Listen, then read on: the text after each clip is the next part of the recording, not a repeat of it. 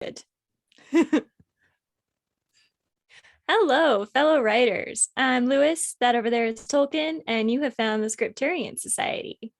Welcome, everybody, to your favorite writing podcast, which is, I feel like, my unofficial line that I've been starting off every episode with. But it's true. We all know it's true. Over there is your host, Karissa Harlow, aka Lewis. I'm your other host, Ash O'Rourke, aka Tolkien. We're both writers, both readers, both people who wish that they lived in a fantasy novel instead of the real world, most likely. It looks like both girls rocking some super hot lipstick today. That's what I was going to say. I was going to add that. I look basically exactly the same as last episode, but this is in fact a different day. You can tell because I have no eye makeup on. It looks like a different lipstick. Is it? Oh no, it's the same one. It's the same one? It looks different with that and shirt. The same it shirt. Looks like what? It looks pinker. It looks like it's more like shirt. pigmented. Did you put on like a second Maybe coat? I put on less or more. I don't know. Maybe. Huh. I look different even though I didn't try to. She does. She looks completely different. I never would have known. She's wearing the same stuff. Eye makeup adds a lot. Who knows? That's hilarious. Oh my goodness. I put on lipstick for you guys and that was it.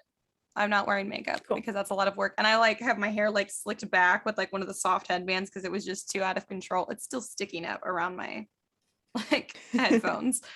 So this is what you guys get today. Yeah. Cool. Anyways, how's your week been? Yeah. My week's been good. I'm about 90% sure I had/have an ear infection. What? Which is strange. I told you about my ear woes last week. Yes. And then there was a gap of about a good 6-7 days with no problems. And then suddenly I just had this tremendous pain in my ear.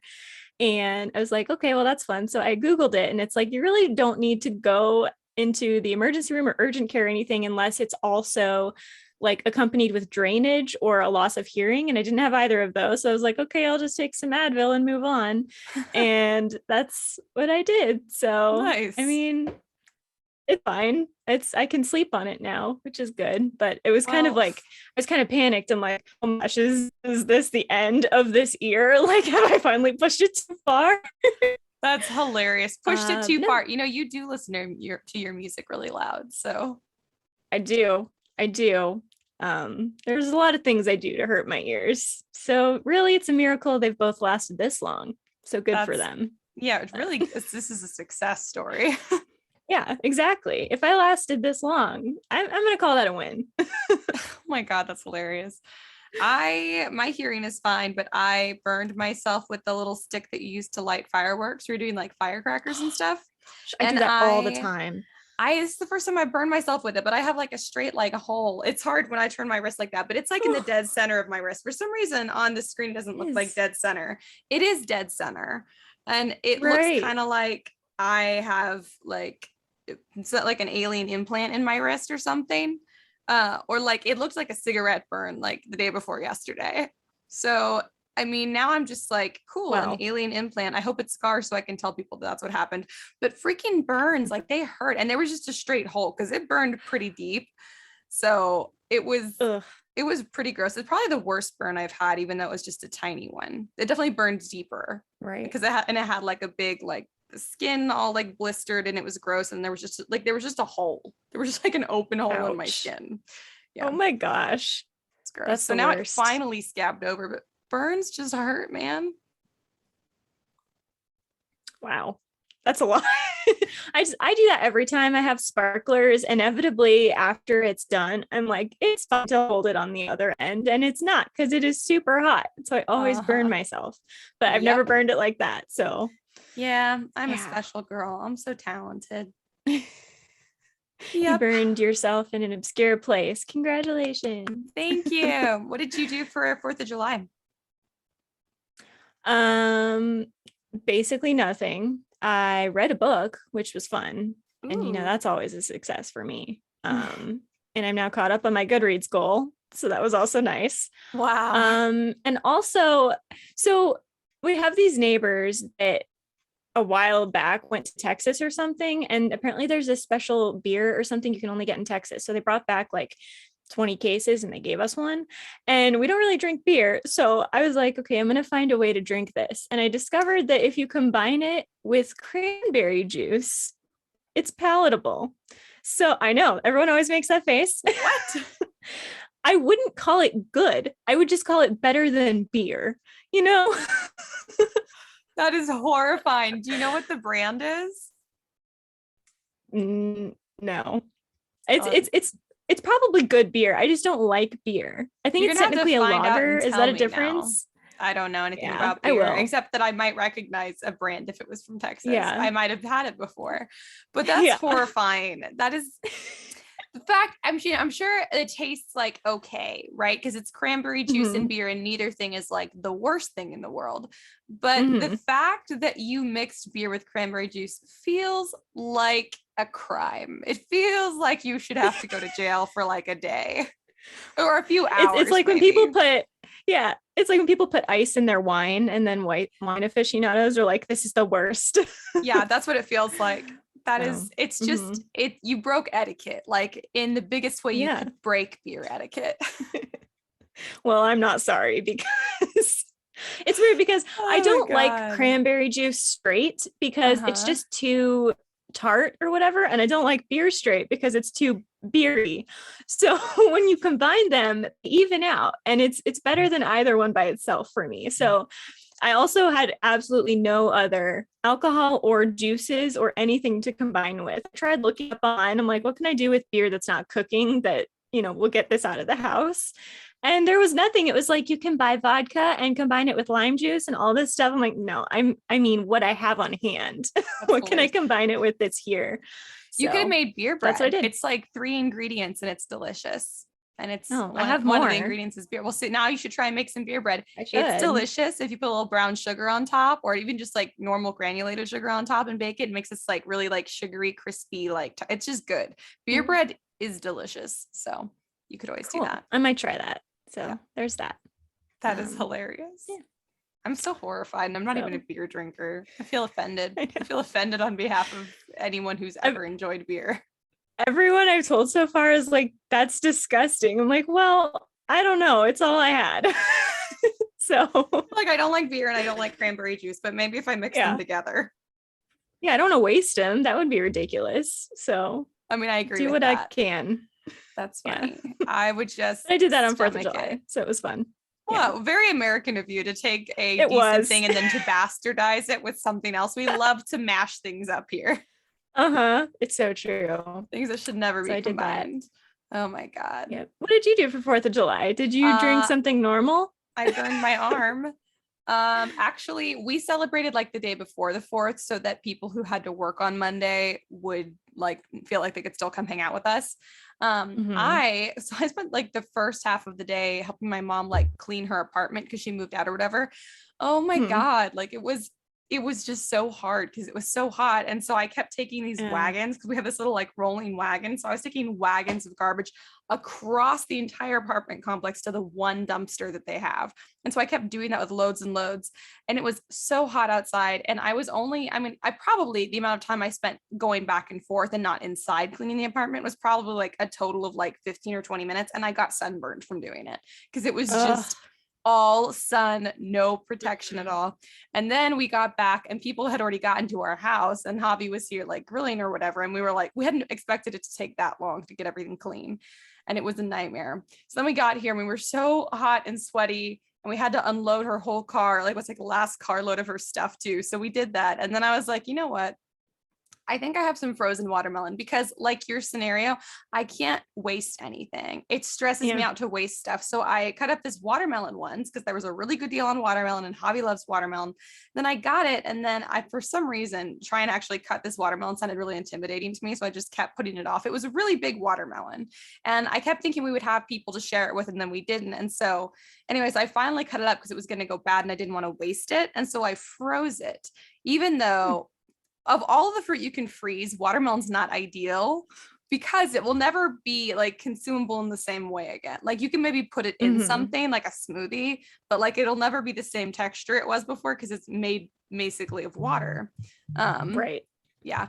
Anyway, so I took the frozen watermelon chunks and I made frozen watermelon margaritas, and they were actually Nice. so good. That So sounds good. good. Yeah. And they didn't get watery because it was frozen watermelon. So it was just like a Mhm. slush. It was really more like a slushy than a margarita. And it was Right. delicious. And I just like threw a little splash of like strawberry crush in with each one or with each batch. And I think like I made like 4 or 5 batches because my blender's not that big and I was sharing it with everybody. But I think I only used like 1 can of crush between all the batches because the watermelon was so sweet. So it was delicious and Cool. refreshing. And then Javi Yeah. made way too much food. Ah, you look really upset about that. I'm sorry. I literally, Javi's texted me. He had to leave today for army stuff, and he just tried to call and I didn't answer because I'm recording. And he texted in all caps, "Wow." Because he cannot handle if I don't answer the phone or don't respond to a text right away. He's always just like, well, F me, right? I see how it is. And I'm like, bro. And so, but the He's so same, needy. he's so needy, but the same standards do not apply for him because he'll take Mhm. hours to get back to me. And I'm like, bro, Yep.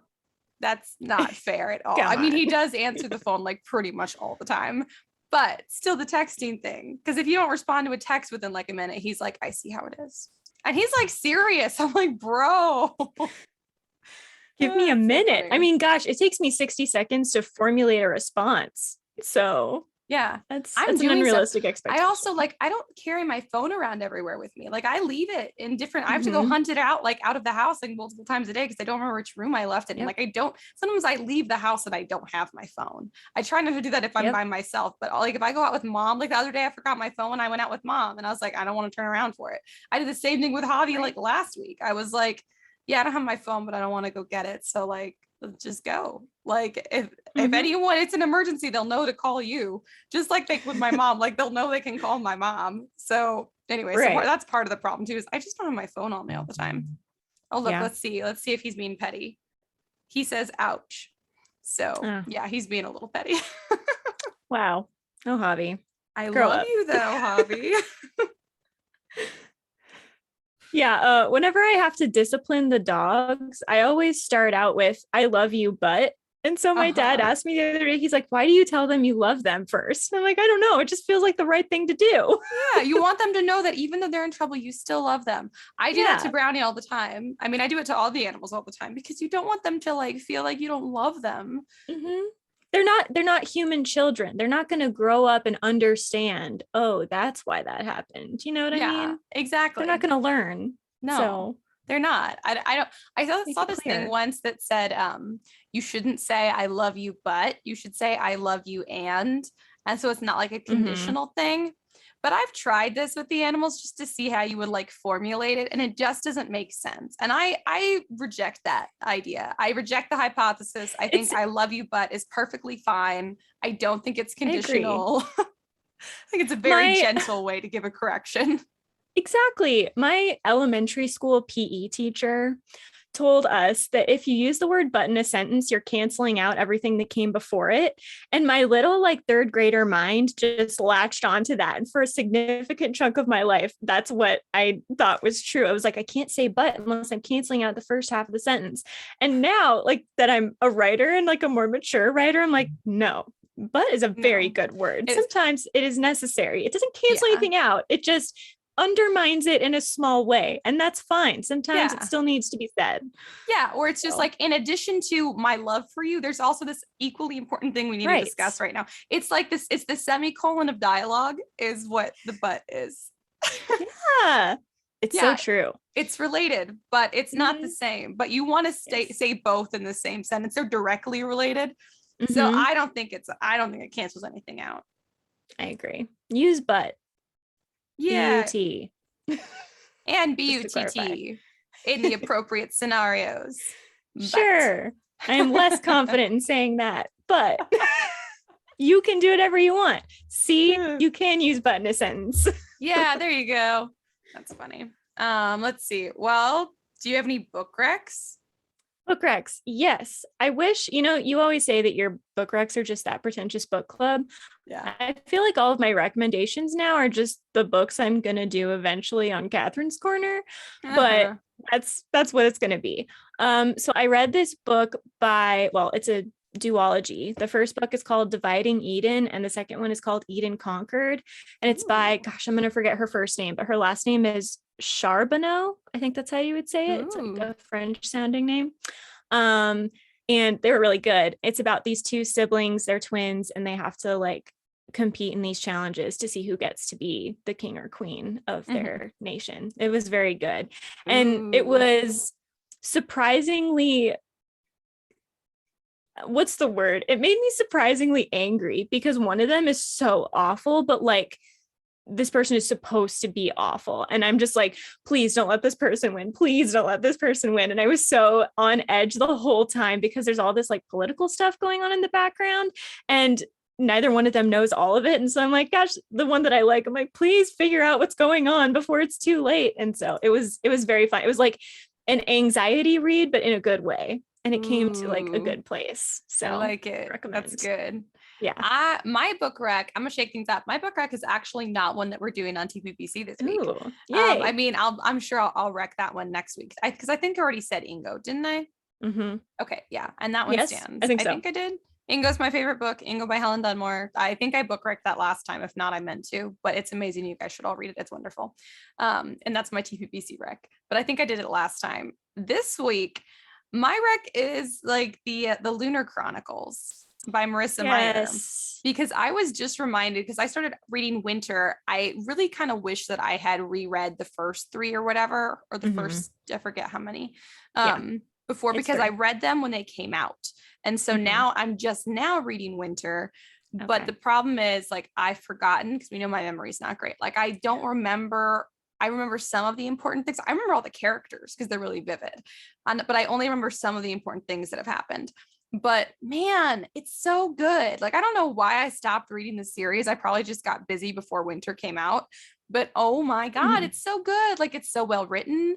It's like such an original take on these fairy tales. And it's sci-fi, but like sci-fi done so well. And I think that this should be like a Netflix series or something. So if you guys haven't read the Lunar Chronicles, or if you're like me, you have a horrible memory, you should go back and read them again.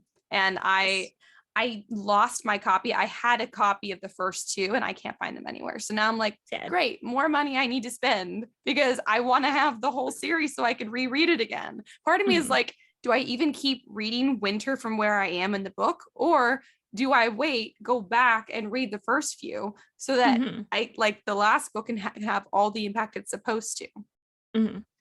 That's what I want to do. But I don't know if I have time to do that, because I have to finish reading Winter by August 7th, because we're guesting on Prince Kai podcast. There's a shout out if you guys want to keep your eyes out for them. They're a Marissa Meyer fan club podcast, and they talk about like different chapters of like her books or whatever each week. And they asked us if we wanted to do a few chapters in Winter. And so anyways, all that to say is it's really a recommendation, thanks to them, thanks to the Prince Kai fan club podcast.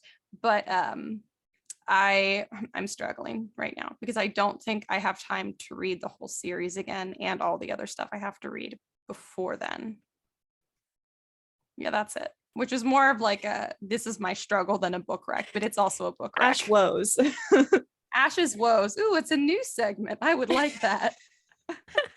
Oh God. Yes, though, Marissa Meyer is amazing. I love her. I've never read a book by her that I didn't love. Right? She's so good. She's so good. And she's got her own podcast called The Happy Writer, if you guys didn't know. So it's another writing podcast. She interviews a lot of other writers. There's one episode with her and Lee Bardugo, and it is adorable. So you guys should That's go just check like that the out. perfect storm. It is the perfect storm. It is. I've said it before. They're like the perfect, because they're so opposite in some ways. And like personality wise, it's adorable together. But yeah, anyways, what's our word of the week? Our word of the week is Opsimath. Opsimath, Opsimath. And it is a person who begins to learn or study only late in life. Interesting. Opsimath. I got scared at first because it had the word math in it. And I was like, uh-oh. And then, oh no, we're just talking like learning. Okay. Yeah, it could be about math, but I think the idea is that it can apply to anything. So it could be someone that goes to school late in life, or it could be someone like if you're a writer and you're like 50 years old and you haven't written before, you are an Opsimath learning how to write late in life. That's cool. I wish you guys should go look it up. There's this list of like people who didn't like it's basically has like I wish I remember what the list was called. It was like all of these like big names in like arts, writing, and acting who didn't actually get started until they were like minimum 35, like 35 to like Right. 65 or older. And it's Mhm. so inspiring. Like I look at that list sometimes because I'm like, I haven't achieved anything. And then I look and I'm like, I got at least a decade before I'm like even where these It's people are time. starting. And some of them Right. started like way later. So I've got plenty of time. It's very reassuring. So guys, go look up those things if you want a little like Yeah. encourage boost. Yeah. It is interesting because people on TikTok will often make videos about how they didn't start to write until like they were in college or they were married or whatever. And I've been writing for like a really long time, like since middle Yeah. school. And so Yeah, I can't I'd relate. never really, yeah, I did not know that this was a thing some people started later in life. I did not realize that. I was I like, know. either you are a young writer or you never become one at all. And that's not how Yeah. it works. So that was eye-opening. Yeah. It It's still good. feels weird to me when people say, like, oh, I just got into writing. And I'm like, really? Like, I didn't think that was how it worked. I didn't think that's Yeah. how it could work. Same with mermaiding, because I was into mermaids from like an extreme, I mean, I was into writing longer than mermaiding, but I was still into Mhm. mermaids at a very, very young age. So then I still like when I went to that mermaid retreat last year, I met all these other women there, and I was like the only one who'd been like a mermaid since they were a kid.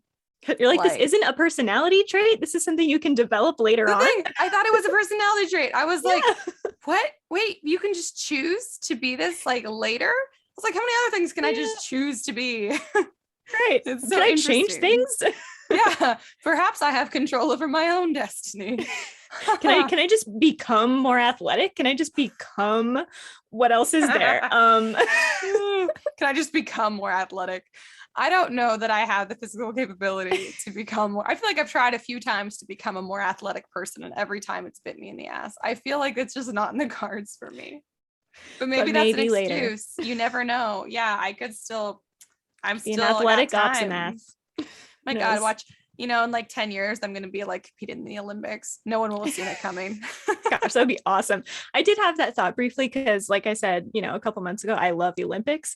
And I was like, Uh-huh. is there a sport I could pick up now and be good enough? And archery came to mind because Oh, as I that's was going you to can do say, that at any archery. age. Yeah.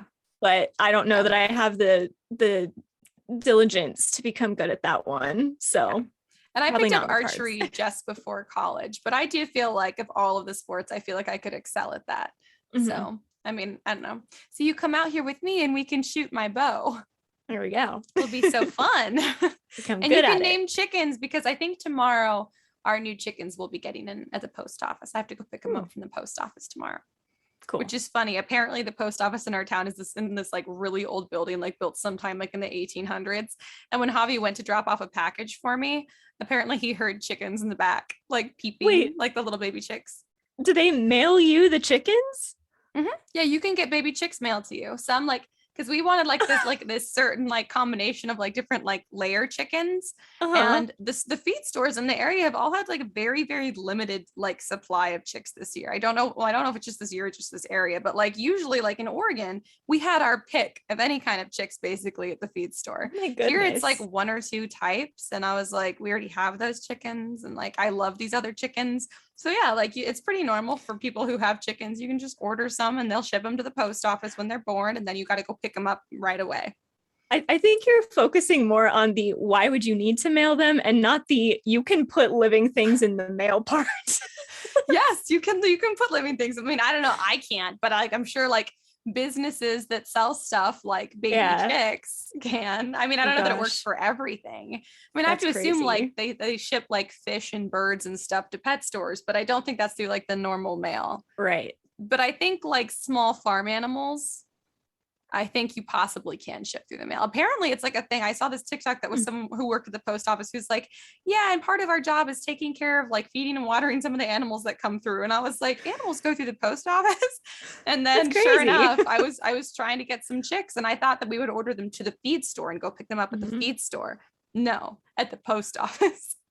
Oh my gosh, that is insane. My uncle is a postman. I have to ask him about that. I mean, we're not in a rural place, but I don't know if he's ever chicken. That's hilarious. Does anyone near you have chickens? Well, not like in the neighborhood, but near as in within 5 to 10 minutes. Yeah. Okay. Yeah. So So maybe. where else are they going to get their chickens? I feel like that's especially That's true for people who don't live in like a rural environment, because we've got so many feed stores. It's just that they all have like just leghorns basically. And I'm like, I don't want any more leghorns, and like Rhode Island Reds, and I don't want any more. So we're going to get the kinds that lay blue eggs. I'm so excited. I love the ones that lay blue eggs. Cool. Yeah. Nice. Anyways, that was not on topic, but you know what? I'm an Opsimath for chicken raising. I did not start that until later. Yeah. For farming, I'm definitely an Opsimath when it comes to farming. This is a noun, right? Yeah.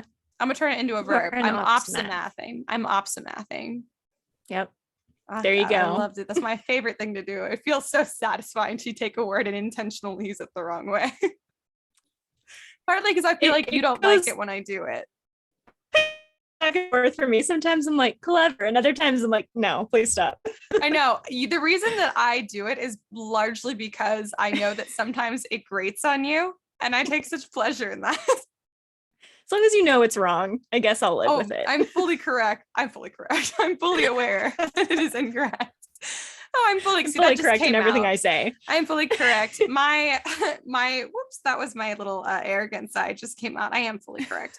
No, I'm fully aware that that's how cool, it works. Good. Anyways, should we get into the theme for this episode? Yeah, we are going to talk to you guys about why it is super important to read a lot if you want to be a writer. I was going to say that we were going to preach at you about it, but that sounded bad. So it's probably not what we're going to do, hopefully. But this seems so self-explanatory to me as a topic. I know. I feel like this is one of the things that there's a lot of writing advice out there, but this is the one that I feel like is concrete, not debatable, non-negotiable. Yes. You need to read 100%. Yeah. It's like a hill I could die on. Yeah. Yeah, exactly. And it's a hill I feel like we shouldn't have to die on because it feels so self-explanatory. Like, duh. It's kind of like if you want to be a painter, you can't just say you never look at paintings. Or if you want to be, like a doctor, like you've never studied a body before, like you have to have experience with things to be able to do them well. So that's a great analogy. Absolutely. Absolutely you do. I think it's weird to me occasionally when I come across a writer who's like not that into reading or hasn't like read that much lately. And I've gone through those periods too, but typically the periods where I'm not reading very much are also the periods where I'm not writing, because I feel like what inspires most of us to write is that we enjoyed reading and we're like, hey, I think I could do this. Like, hey, I've got a story I want to tell. So like, it's just weird. But this has always been my first and foremost advice for if you have writer's block, and it still is. But also just if you're writing in general, is to go read something. Like if you're having writer's block really bad and you just can't figure it out, like take a break and go read something, because it's so inspiring. And like, I mean, it's just how you learn your craft. Like you said, like you can't not make a concerted effort to make yourself aware of your field and then think you're going to be totally confident in your field. And it's something you have to do regularly. Like you have to like refresh yourself and read new stuff, and new trends are coming and going.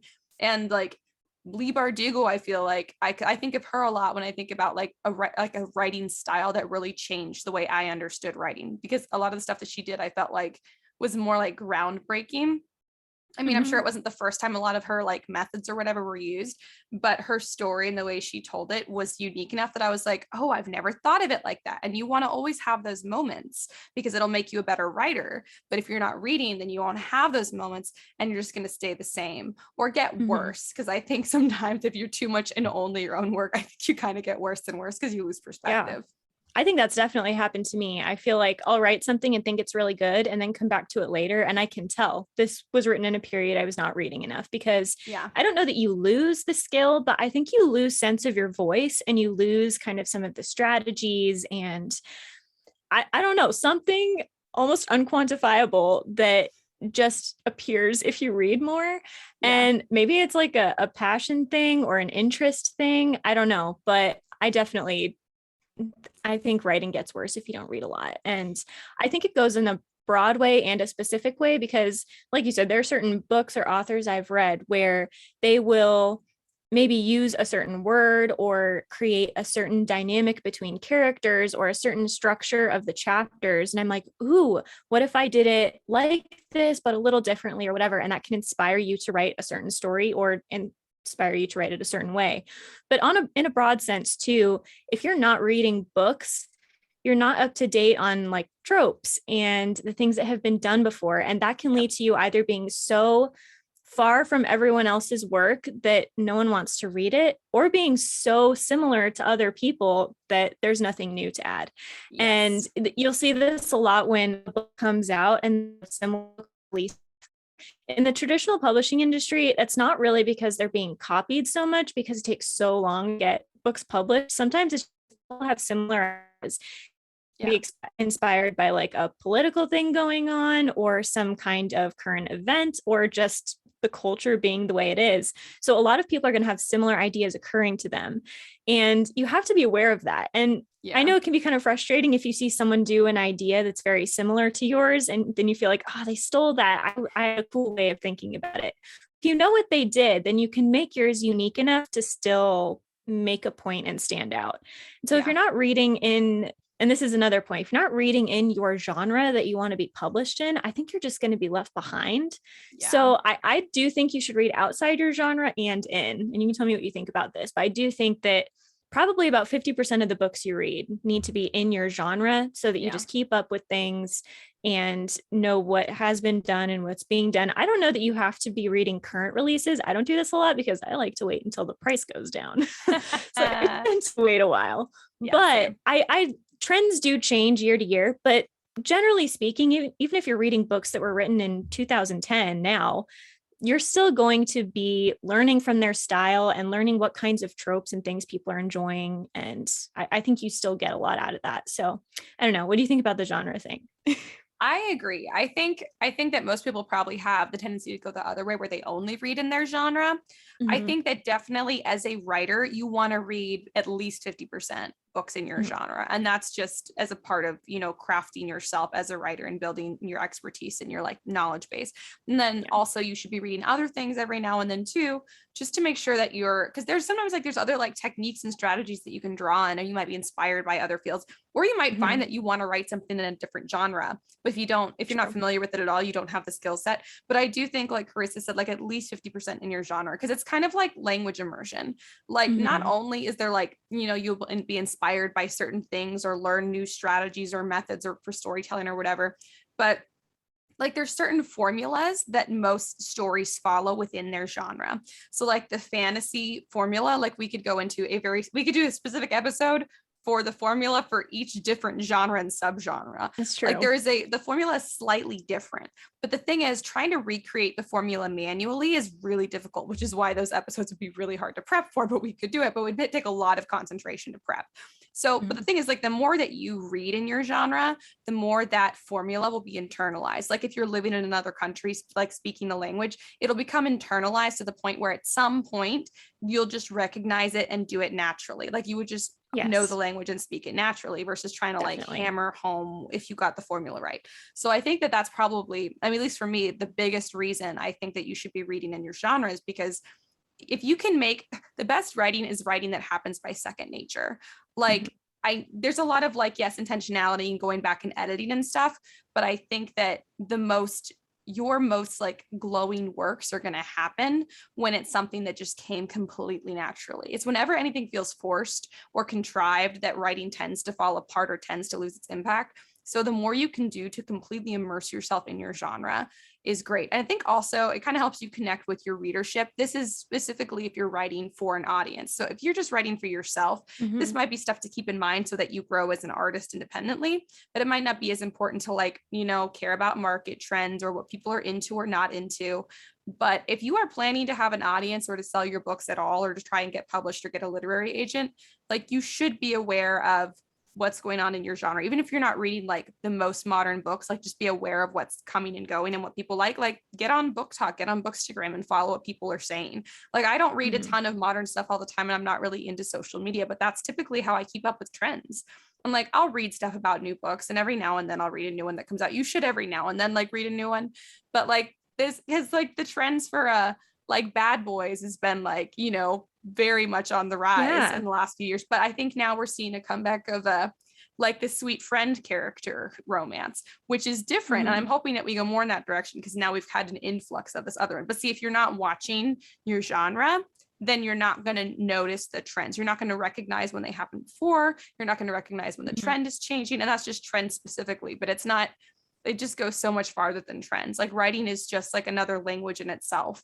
So, and within genre, like within genres, it is also like their own, each genre is its own independent language. And if you miss a step and you forget part of the formula, it'll feel like you're not a native speaker, and it just won't be as impactful. Yeah, I totally agree. That's a good analogy, like speaking a language. And I think too, when it comes to reading books outside of your genre, I don't read a lot of mystery and horror books, but I have found that when I read those, they do help my writing a lot because, right? hey, I think because they're so different that I pay attention to things and learn things that I don't otherwise get. But also because there are certain facets of other genres that you can kind of borrow and bring into your genre and make it unique and make it different. So like in fantasy books, fantasy for a while was very kind of clear cut and not predictable, but there was a certain formula to it. And then people started to say, okay, but what if it's a fantasy world and there's a heist, like with Lee Bardugo? Yes. Or what if it's a fantasy world and there's a mystery? Or what if there's a sci-fi world and there's some kind of a crime to be solved or something like that? And so you or fairy bring tales. Yeah, you bring those kinds of elements in from other genres, and it can go the other way around too. That's probably where magical realism really came from, is bringing fantasy into like normal storytelling. But you can learn how to bring unique elements into your writing from the other genres that you read in. And so I know a lot of people that read fiction don't really like nonfiction, but there are certain genres in the nonfiction realm that I read, and it can be really informative and help you to figure out how to world build, psychology books can be great to read because you can figure out how, is it realistic for a character to react this way or to have this kind of a relationship? And so anything in the nonfiction realm is probably going to also be very helpful. Learning about other countries, other cultures, other, certain scientific exploits, certain religions, all of that kind of stuff. You can incorporate that into your writing in a way that it is difficult to do if you just do a Google search, right? And, we all know the Google search is very helpful, but you can't deep dive as much if you're not reading like a whole book from an expert on it. And so that can be really helpful, but just other genres within the fiction realm too. I think you can learn things about how other writers and genres approach storytelling and different kinds of tools. You take tropes from other genres and include them in yours. And that's just going to, again, kind of give you that leg up, not only in marketing, but also in feeling really proud of your story and feeling like you've done something worthwhile and good with it. So I there's agree. that also. I totally agree. I think if you're thinking about something, I think a good way to think like, well, what genre should I delve into if I'm going to read outside of my genre is maybe think about like, what do you feel like your story is missing? I feel like, especially if you write fantasy, because I know a lot of us do, like, for example, fantasy tends to, more than some other genres like mystery or thriller or horror, tends to have portions that kind of drag on and might not actually be all that necessary, or it's kind of easy to like lose the thread or just kind of lose that rising tension that you want. But like Karissa said, like mysteries are really good at that. Thrillers, horror, they're really good at that, like really gripping feeling, that tension, that climbing action. Like it doesn't let those books, specifically, part of their formula is that they're not supposed to let the tension drop for a second, like ever. And so reading a book that is really good with a certain trait that you need more of in your book is a really great way to kind of like figure out how you can employ that and how you can use that in your genre. And I think that's why I like a lot of fantasy that's come out since, like, traditional like epic high fantasy was not as much my thing, but pretty much as soon as the genre started blending some of their formulaic elements, like being like more exciting all the time, we didn't have these like really long endless journeys without very much going on, like that became way more my thing. I think way more, a lot of people enjoyed that actually. That was my alarm to say that the chicken is done, but I'll go get it in a second. I was hoping my mom would be home to take it out of the oven. But anyways, then I think, as you were saying, like about like nonfiction, I just want to make the point, like You guys, if you really want, like, if you want to see an example of how this can be done excellently, I think I mentioned her last episode too, but Laura Brooke Robson, who wrote The Sea Knows My Name, on her website, you can see she wrote an annotated bibliography with every single book that she read that had to do with this one specific book that she wrote. And you guys, it shows her world building is seamless. Her characters are seamless. Her book is really, it is fantasy, but it's very character driven. And so a lot of the books she read were psychology books. And so that's something you want to think about. Like if you're writing a book that's primarily character driven, maybe do some, not just research on psychology, but read some books on specific psychology. Like what is your character's background? Maybe read some books on the psychology that stems from that background, because I promise they're out there. So like go like really in depth for that kind of thing. If you're doing sci-fi, read books on science. If you're doing like sci-fi conspiracy, read those books. I've got plenty of them on my shelf. They exist. I'm not as good about reading nonfiction as I should be, but I do keep picking up books here and there that I think are really interesting. I have a lot of like science ones and a lot of space ones. And it shows like Illuminae Files is another great example. They actually reached out to experts. So theirs wasn't, I mean, they might have also read books on their own, but like they knew it was so important to their story feeling completely like whole with no gaps in it anywhere, that they literally got experts in each of the fields that they worked in, including like an astrophysicist, to basically go through to go through the whole book and to see if the way that they had written things made sense scientifically. And if not, if that's not actually, like, for example, like how an explosion would happen in space, that they would rewrite it so that it would be scientifically accurate as much as possible. So it's okay to diverge from that. But like, that's the kind of thing, I mean, even if you don't really have an astrophysicist on hand, you can still go read a book about the possibility of space travel, what the reality of space travel would be. And it's going to give your book a level of authenticity that you could not get anywhere, you can't get from a Google search. Actually reading a whole book and becoming kind of an expert on the subject you're writing. I think that's another thing too that I don't think about very much myself, because I'm always like in a rush, gonna just write stuff as much as I can when I can. And I don't think about the fact that I feel like as writers, we owe a level of integrity to our readers that we should be somewhat experts in the fields that we're writing in. It is fiction, so we can make up plenty of stuff, and that's great and that's fine. But like certain psychology or science, whatever, like you should do your due diligence and understand it as much as your story needs to be as strong as possible before you give it to your readers, to just kind of, otherwise it's just kind of half-assing it. And I'm a huge problem in this area. Like I do half-ass stuff because I'm in a rush, but it's not really an excuse, and you can really tell a difference. I think that that's probably one of like the top 3 things that holds my writing back from other really amazing stories, is that I half-ass stuff and I don't go the extra mile and like find the books and read the books. But I think that it's extremely important. Yeah, I agree. I think you owe your readers certain knowledge, because whatever you write, they're going to believe you. They are going to trust you to know what you're talking about. And if you let them down, it's you know, kind of like they say, the reader needs to trust that you're going to take them on a satisfying journey. They also need to be able to trust that you're painting a realistic journey for whatever genre it is. Obviously fantasy is going to be different than like historical, but they have to be able to trust that, and therefore you need to strive to be trustworthy in the area you're writing in. Yeah, I agree. 1 second, I have to go take my chicken out of the oven. Go for it. I'm writing chicken on my time code. Okay. Run, Brownie, run. Something that'll piss me off.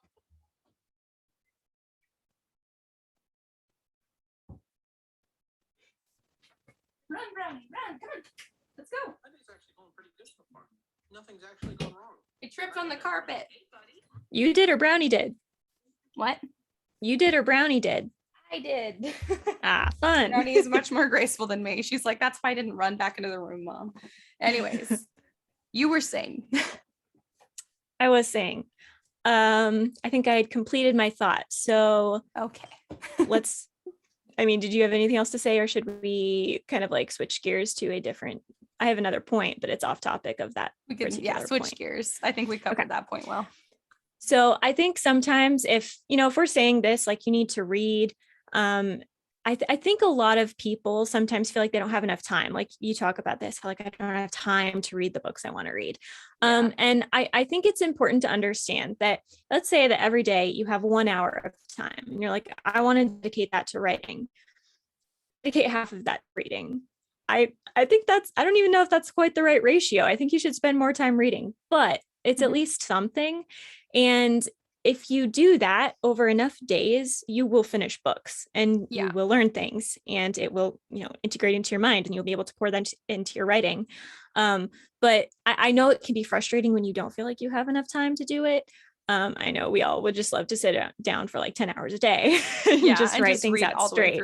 Yeah. But if you are limited in some way, if by a job or by a family or by whatever, you have some free time if you're writing. And so just cut it in half and spend half of that time on reading, or take 1 day reading, 1 day writing, or take 1 week reading, 1 week writing, like whatever's going to work for you.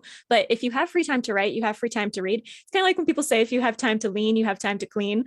Like if you're writing, you have time to read. And so I just think you need to prioritize that, because I also think that if you are reading regularly, the writing is going to come more easily to you.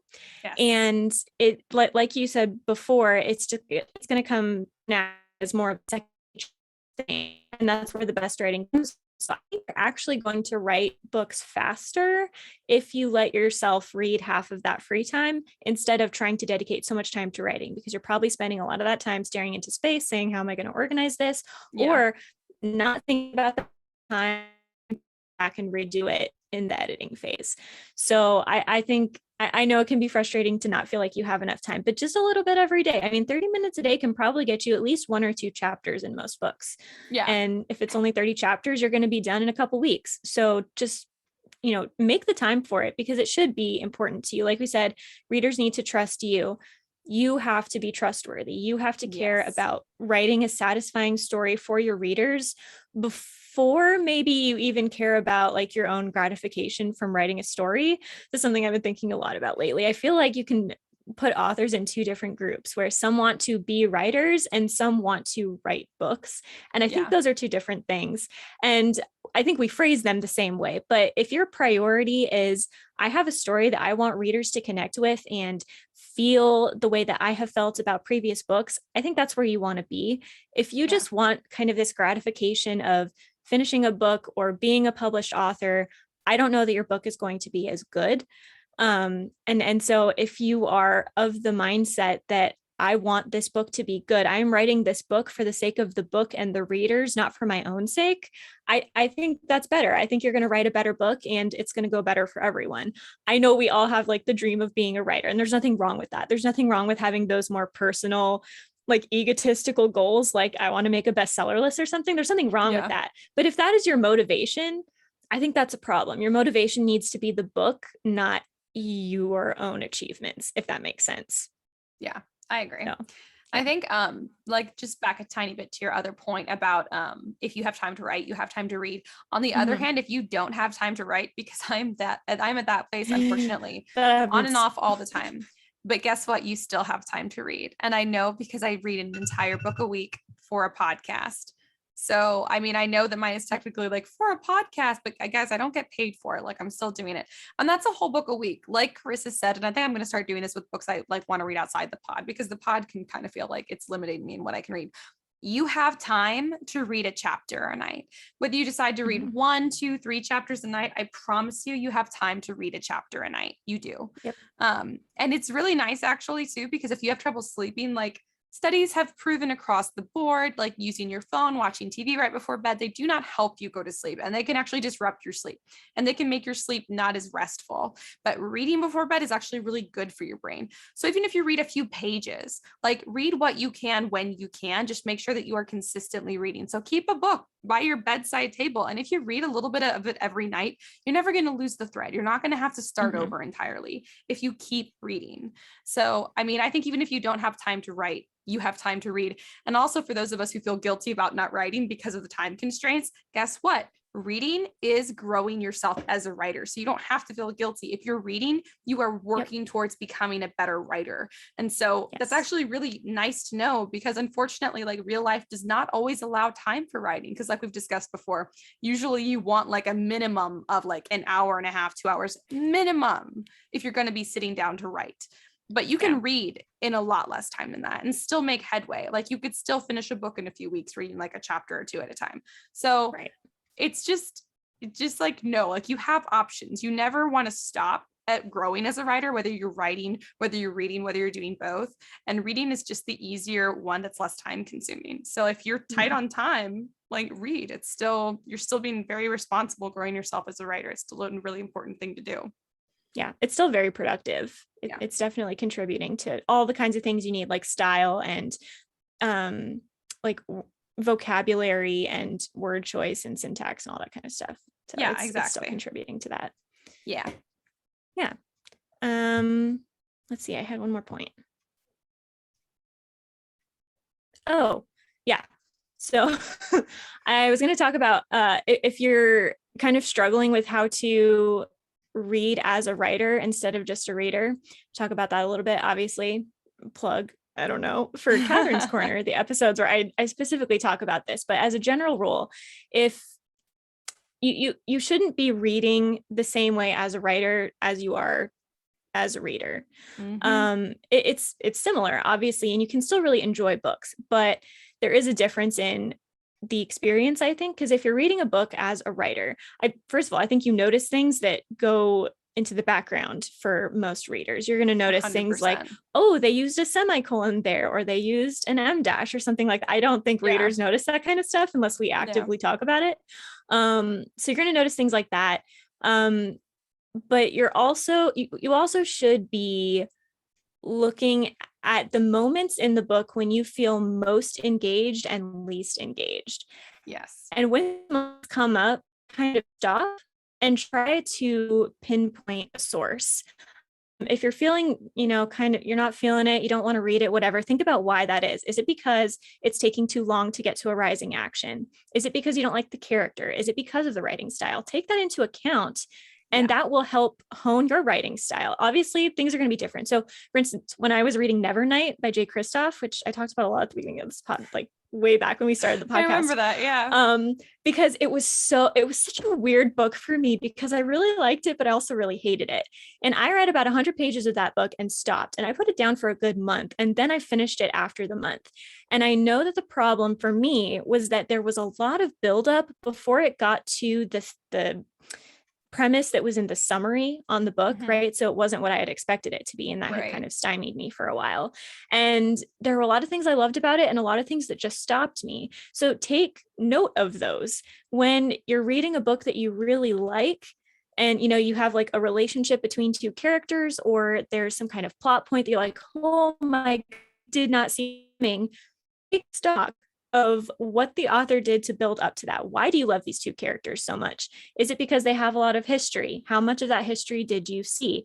Is it because they're opposites? Is it because they're similar? They've been through together? Note of all that stuff. If it's plot twist, how much foreshadowing was used? I don't know. I guess that's all I have for that one. But does it make sense with the plot and all of that kind of stuff? Take note of those types of things so that take active note of it. You know what I mean? Like, actually think the thought instead of just saying, oh, that was good, and move on. Because that's the kind of stuff that's going to help you when you're writing. If you find yourself writing even years after reading a book that you really loved, and you're like, okay, well, I want there to be a plot twist. If you read that book in a writer's mindset, you probably remember some of the foreshadowing tips or strategies and some of the ways that the author made that plot twist work. And now you can use them in your story. So most of it is just kind of, I know you want to keep going when something is really good. And when you're not liking something, sometimes you just want to put it down and walk away and forget about it. But I think if you're a writer, you have to stop in those moments and like yourself stop. Is actually happening here? Why do I love this so much? Why do I hate this so much? And like actively think through the thought, because that's what's going to help you learn. It's kind of like you can't learn math by just looking at a board with a bunch of math problems done. You have to actually go through and kind of think about how it works. And another thing I did this as a kid a lot. I don't know if this is normal, so you can tell me. I would be reading a book, and if I was really into it, I would stop reading it and continue the story in my own head if I were the author. Right? That is so From your funny. face, I feel like this is not normal. But anyway, you can do this for as short or long as you want. Sometimes I would go days without reading it because I was like, nope, I think that I'm writing a good story in my head based on this premise. And other times it would just be a couple minutes where like I wanted two characters to fight and they hadn't fought yet. So I had to play it out in my head.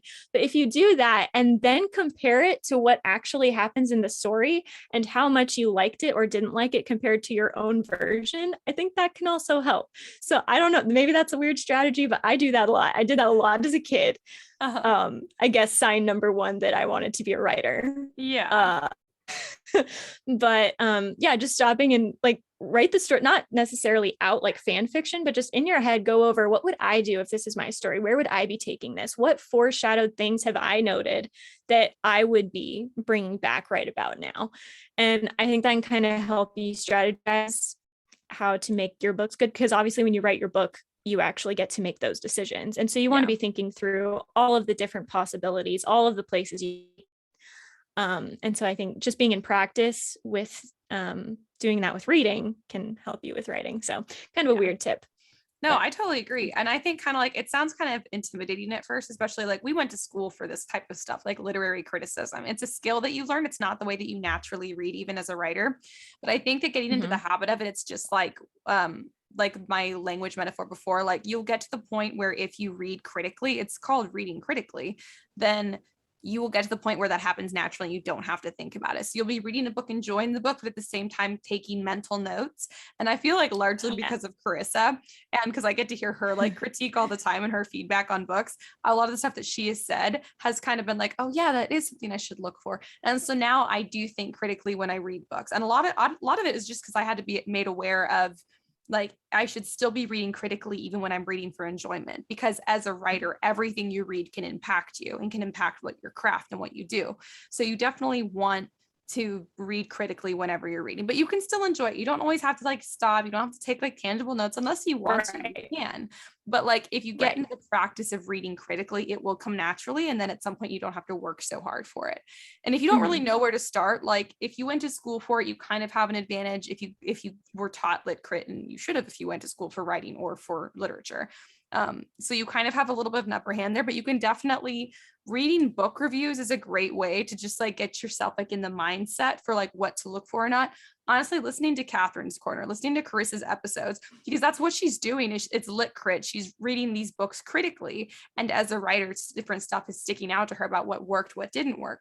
So like listening to other people who know how to do lit crit, and Karissa is probably the best person I know for lit crit. Like you definitely have like the most, like you do it so naturally and all the time. And what you like get out of a book is so like, even if I'm doing like lit crit, like I'm not horrible at lit crit, but like I feel like I don't get half out of a book that you do. So like if you guys are like don't know where to start, just listening to someone who knows what they're doing perform a literary criticism on a book, a normal book that you would read for fun, will just get your brain in the mindset and kind of start like helping you flag what to look for and how to notice when you're reading for your own enjoyment, what you want to take note of for how to do differently or do the same or whatever. So like you don't have to feel like lost or like it's some big, thing you're going to have to learn or put a ton of work into. Yeah. You can just listen to other people and like learn that way. And then it becomes natural over time. It's really not hard work. Like it sounds like a whole extra step and it makes reading not fun, but it's not true, because as soon as you get into the practice of it, it just is natural. Yeah, it's not supposed to be a burden. It's supposed to be kind of an extra level at which you're experiencing that book. Yeah. So yeah, definitely don't feel like you have to make reading a job. I mean, if you're going to be a writer, it's a little bit of a job, but you can still read just for fun. I find it hard to turn off. Maybe other people can turn off the literary. That's what I'm saying. I can't turn it off. I can't turn it off now, but I still enjoy it. Exactly. It's now just a part of my enjoyment of reading. And also, so Ash is right. You should probably find someone that is somewhat an expert on it, that kind of knows what they're talking about. And, thank you that you think I'm one. But also, I like to read the Goodreads reviews. After I read a book I feel really negatively strongly about, I don't do it for the ones I feel positively strongly about, because I am afraid that I will just get angry at all of people's negative reviews. But Yeah. if you find that you feel neutral about a book, or if you didn't like it, sometimes reading the reviews for that book, even if they're not from a quote unquote expert, can also help you see, like the things that they noticed or the things that they liked versus disliked, that might be different from what you liked and disliked. Yeah. So just hearing anyone really talk about another book, I mean, really, if you go to BookTube and you listen to some of the people do book reviews, or TikTok, or a person in your real life that likes to read, if any of them just talk about the books and why they liked them, you as a person, as a writer, can start to get a sense of what is working in the industry currently, what is not working in the industry currently. Is that specific to the time period? Is that specific to a genre? Or is this a general rule? Yeah. And so you can just kind of gauge that kind of stuff for yourself. People are going to come out with different answers for a lot of those questions. That's why certain tropes are big and then not big and then loved and hated. But that can also be a good way to gauge how to write. I agree.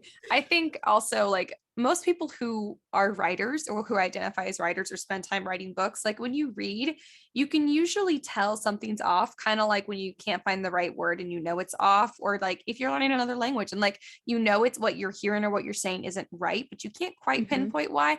Like you can usually sense those things, but like reading other people's reviews or listening to other people's reviews can help you pinpoint why it was that you felt that certain way. And just like identifying a problem, because most writers can sense if there's a problem, but the hard part is identifying it, because until you identify it, you don't know how to fix it or avoid it in your own stuff. So listening to other people's feedback and their reviews is really how you learn to identify things.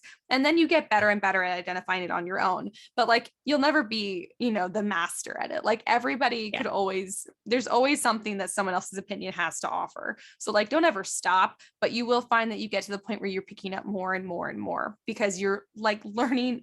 Reading critically is a completely different skill than reading for enjoyment. And like any skill, you learn it, you practice it, and then it'll be second nature. But you do have to put in the effort to like go read people's reviews and read why it is. Like if you felt kind of weird about one part of this book and you weren't quite sure why, go read reviews, because someone else might have already identified it and put it into words for you. And then you'll know, and you'll recognize that when you hit it again in another book. So it's not hard. You just have to be intentional. And then at some point you don't even, I think it's always good to be intentional, but at some point you won't even have to be intentional for you to be reading critically and to be getting things out of it as a writer. So it's not hard. You just have to make yourself start. Yeah. And I think like with most things in writing, the goal is to ultimately make something second nature. And if you do, like you said, kind of work, not necessarily hard, but purposefully in developing that critical reading skill, you can often find that you no longer have to think about it. You'll be reading a book and you don't have to put it into words anymore. It just kind of like integrates into you by like osmosis. And it just becomes a part of you, because you get this almost unquantifiable benefit out of it. You can't necessarily put a finger on it. You can't necessarily explain it. It is weird how the more I read, the less easy it becomes to explain why I liked or disliked something, because it's just it goes so much deeper and it's so much more complicated in a good way. And so if you put that effort in up front, I think it does eventually just become kind of a second nature thing. So and that should be the goal. I agree. So Anything else I feel like I've done? I feel like I've done a lot of stuttering this episode. I was trying to think through the most intelligent way to phrase things, and I think I like pseudo failed, but hopefully the point was clear. That's hilarious. I didn't think you were stuttering at all. And I always stutter, I feel like, and I mix up my words. I say words that aren't the right words even, because my brain is working faster than my mouth is. Because I'm trying to come up with the right word, because I often use the wrong word and then I'm like, do I correct it or do I just go forward as though I made no mistake? I just go forward. See, you're trying to like think, you're like, I'm going to avoid the mistake before it can happen. I'm like, I'm just going to roll with it. It's just going to happen. Then there's like dead on my end for like a strong 2 seconds, and they're just like I'm going to use the wrong word. So hopefully that's not confusing for people, but here it is. Well, I didn't think that you were stuttery. I think you made some excellent points, but I might be biased. Thank you. Anyway, as our resident lit crit expert. Yeah. Yes. Thank you. Read. And Indeed. One last point I had actually. I don't think there's a certain number of books you have to read. I know sometimes it can feel like a competition. Sometimes people are like, I read 100 books a year. That's me. And then I discover that there are people that read 300 books a year. And I'm like, holy crap, how do you do that? I assume these are readers and not writers because I don't know how you have time for both. Yeah. But I could be wrong. Then there are some people that only read 50 and there are some people that only read 10 or whatever. I think you should be.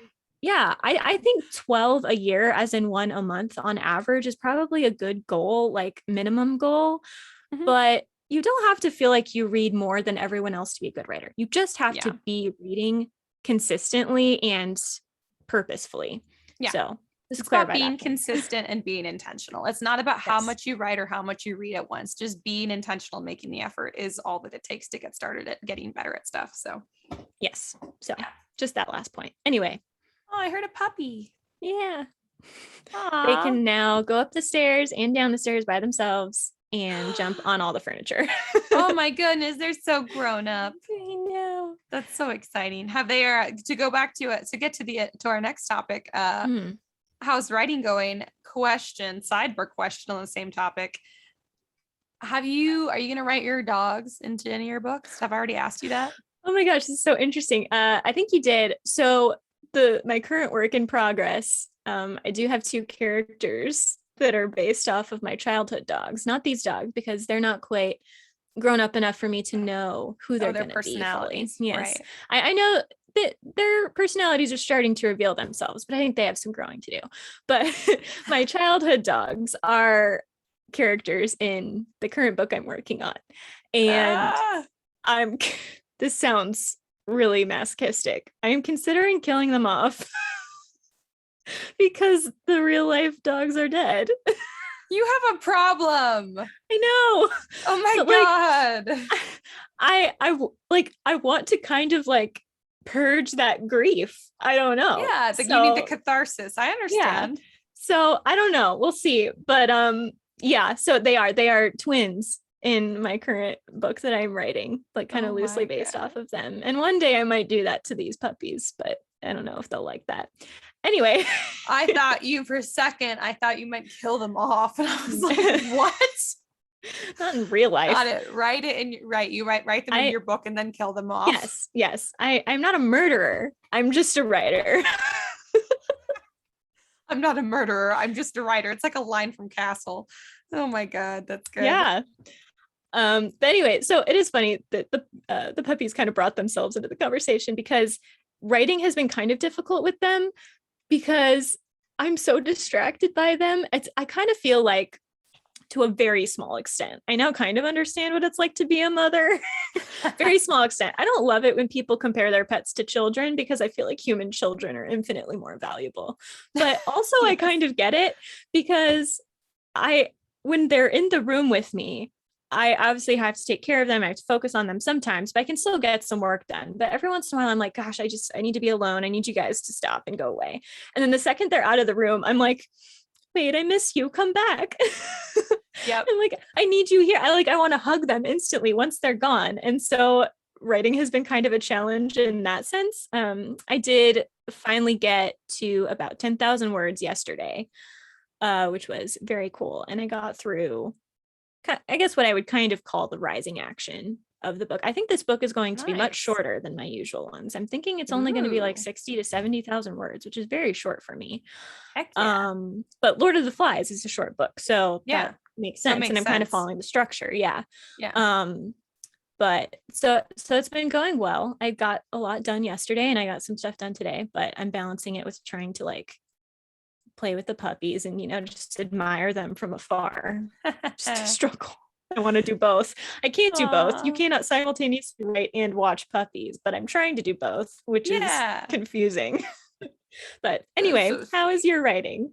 Well, my My writing has not moved an inch, I don't think, since we've last talked, because last week I had to just make the decision, because I think I said last week I started painting my mom's room and tearing out the carpet and putting down new floors. And so I basically, and I guilt myself really bad when I'm like, especially when I'm on a roll and I have to take a break for life reasons.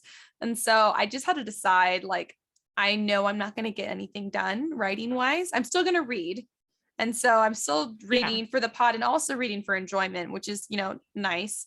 But still productive. It's still productive. Exactly. It's still productive. But I had to take a break from rewriting my book, which is currently what I'm working on, which was really frustrating, but it was worth it. And then it was 4th of July and we had people over and I was helping my mom clean.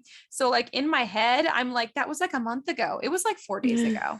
I mean, all that stuff just stopped like yesterday, because yesterday we were still like getting stuff back together from having people over. And we were trying to get all of Hobby's stuff ready because Hobby just left again on like these orders. So, and I had to take him to the airport early this morning. So like there's been a lot going until literally like just now. And then tomorrow I'm recording TPBC. Usually we record on Saturday, but instead we're going to record tomorrow. So my hope is, because my mom is going to be gone all day Saturday, Javi's not here right now. My hope is that Saturday I will actually maybe finish rewriting my book. It's like I have like 100 pages to go, which is a lot to rewrite at once, because I think I could write 100 pages honestly faster than I could rewrite them. But I'm really hoping I can get at least most of it rewritten if I spend the whole day, like morning till evening. So that means I have to put off some of the outdoor work that I need to do. But I literally went out there on my lunch break and I forgot, this is why I don't do stuff in the middle of the day anymore. And it wasn't even like, we had 1 week of it being like a high of 95. And then next week is a high of 105 every day again. But today was just like, it was like 96 degrees. And I went out there and I was just trying to like plant a few pumpkin seeds on my break. And I almost passed out. Like I was so dizzy. I like dug like 3 little mounds and put the seeds. And then I was like, oh my God, the world is spinning. It's so hot. And I was literally just like drips of sweat all over my body. I was like, I've been outside for 15 minutes. What is happening? So it's insane because it's so humid too. So you can't even like breathe. So anyways, I'm usually concerned when it comes to writing is that I'm like, but I have so much stuff I have to do around the farm that's really urgent. But you know what? The sun is going to force me inside anyway. So I'm just going to have to make myself wake up early on Saturday, even though I want to sleep in, but maybe I'll sleep in on Sunday instead. I'm going to make myself wake up early, go to the outside chores before it gets hot. And then I have no excuse because I shouldn't be outside in the heat anyways. I should just be inside writing, and hopefully I'll have an update for you guys next week on like what I've actually accomplished. So nice. I love that. Use the heat to your advantage. Yeah. Use it to force you inside and write. I am, exactly. And I mean, I do take notes all the time about like, oh, I should change this. Oh, I need to go back and change this. So like I've got like, I am so not like, it's weird because I'm very organized in the sense that I get everything done before it has to get done. I'm excellent with deadlines and I've got like a million to-do lists and I check everything off. But like, there's this one part of my brain, it's like the type of my brain that does math, like nothing makes sense. This is the side that takes notes too. Like I will take notes in multiple places for the same topic in different journals. And I have like scraps of paper that I've written a note in the middle of a piece of paper I was using for something else, torn it out of the middle of the piece of paper and left it somewhere. And so I'm always coming across notes that I wrote to myself about like what I needed to remember while I'm rewriting, like some new idea I had to make it better. And I'll like pick it up and be like, what's the context for this? And now I never know if I'm missing something. So I need like I think I need to get a bulletin board. So I'll like rip off the note and just tack it up to the bulletin board instead of like, I'm finding scraps of paper around my house, which is how it's always been. Yep. That's my life. Yeah. I think I need a bulletin board. And I think now that I got, my mom is basically let me use her old desk, which is really nice. At least until she builds her place. So I have until then to get a new desk, but I basically kind of feel like my work desk, like my situation, my area is kind of established now. So I feel like getting a bulletin board now makes sense because now I kind of know my stuff's going to be here. So I got to spend some more money and get a bulletin board. I know they're not that expensive. Like spending any kind of money right now is just killing me. We bought an electric litter box, which feels so bougie. And my mom and I split it, but here's why. It's because we now have 3 cats in here and 2 of the cats will not use the litter box if it is dirty at all. They are so prissy. And so the cats have been peeing everywhere. And I was like, I do not have money to spend on an automatic litter box right now. But Javi's gone also, and he's the one who usually does the cat litter. I mean, lately, before that, it was always me. And so we were like, we should just do it. We should just get the cat litter, because I was like, would I pay like $500 to have the cats not pee in the house ever again? Yes, I would do that. So we split it and put it on a payment plan, which is ridiculous. And I looked at the cats yesterday and I was like, you have no idea what I go through for you. So that's not writing related at all. I just wanted to bitch about that a little bit, but cool. Yeah. I don't even know how I got onto that, but yeah, they're killing me. My house smells like cat pee. Well, that's fun. Don't worry. I'll get the cat pee smell before you come see me. Okay. And then we can have a writing day here. Oh gosh, that would be amazing. Yeah, we fun. You should come in the fall, actually, when it's nice outside, because we can go we can pick pumpkins, and then we can come inside and write. I was like, you're not really selling right now because it's so hot there. I mean, it's hot here too. Like I have to turn my fan on to do the podcast because otherwise the fan makes weird background noises. But yeah, it is hot in here, but it is not pass out hot. So it's been raining, so it's been better. God, we got one day of rain. We need rain so bad. Anyways, I'll go off on a farm tangent next episode because it's been a while. But for now, you guys should follow us on social media. We are the Scripturient Society. We're on TikTok. We're on Instagram. We're kind of on Facebook. Anyways, TikTok has got all kinds of like funny videos about writers, all courtesy of Karissa, aka Catherine, aka Lewis. And Instagram has got like all of the daily writer motivation that you could possibly want, with like actual like useful tips and tricks, not just like hang in there with the cat hanging from like whatever the cat is hanging off of, the little motivational posters. This stuff is actually helpful, I think. And so I like to see it. So you guys can go follow us there. If you want to support us, you can support us on Patreon at Story Siren Studio. That's our production company. And you can comment in there all you want. You don't even have to be a paid supporter to comment in there. If you've got like writing questions, you just want to chat about what you're working on. You can also DM us to do that on social media, or email us at contact@storysirenstudio.com. And a different way you could support the pod if you want to is you can check out our merch. We've got some very cool merch right now. We've got some like inside joke merch, like our Lacuna Matata merch. If you guys listened to that episode, I forget which episode that was. I do too. I don't remember. We should look that up. We should look that up so we can reference that. Yeah. But from one of our episodes, if you want to be like a pod insider, you can like have, a notebook that says Lacuna Matata and looks adorable. And people will be like, what does that mean? You're going to be like, well, if only you knew. And we'll know. Anyways, but there's also other stuff on there too. So you guys can go check that out. I think that's all I've got for you guys, but we'll see you next week. And until then, keep writing. And we'll see you on the next page.